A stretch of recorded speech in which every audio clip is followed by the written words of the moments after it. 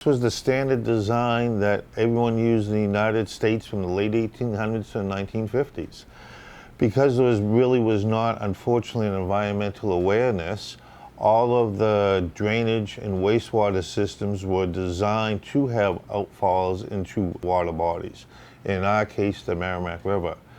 So this is not a unique situation for Manchester, New Hampshire, nor New England. Everything on the east coast of the United States, this side of the Mississippi, was built using this standard construction technique, which was one pipe for drainage and wastewater. What we are doing is building a new drainage system. So the existing pipe system will only be for wastewater and will have sufficient capacity so there'll be no discharges. It's a very long-term and expensive proposition. It took the city of Manchester $58 million in 10 years to do the west side of our city, and now we're looking to do the east side of our city, and that's about $400 million over 40 years.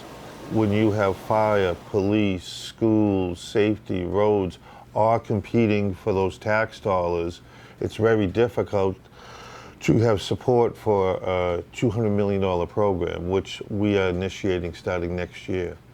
The biggest thing for me is that these investments, they're not investments that people want to make, right? They don't see the value of the investments. These are pipes in the ground. These are wastewater treatment plants, but when you look at education and you look at the health of a community, right? You need good, clean water. You need water to recreate in. You need water to drink.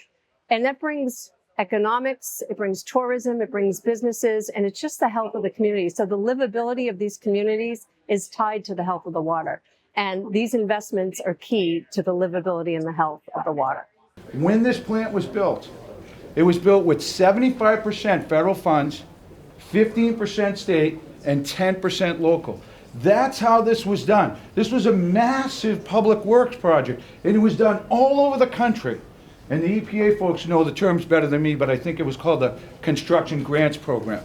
And this is how the rivers went from, the Cuyahoga River spontaneously combusting to where we are today, where people can enjoy, recreate, and commercial fishing, and, of course, drinking water, all these benefits from clean water. It happened because a commitment was made on the federal level. And since that time, Eric Worrell from DEP mentioned the state revolving fund. It's really great. It's a low-interest loan program that the federal government funds. And it really does help, but it's a loan, and the communities have to pay it back. And what it ultimately means is, if we leave it up to the communities, these poor old mill towns like Lowell and Lawrence, Haverhill, Manchester, then it'll take us decades to eliminate CSOs, literally decades. Here in Lowell, we've been working actively on it for the last 15 years. We spent over $100 million that's been funded by the city of Lowell, okay? So if we really want to expedite this, if we want to make this happen more quickly, we need federal funds.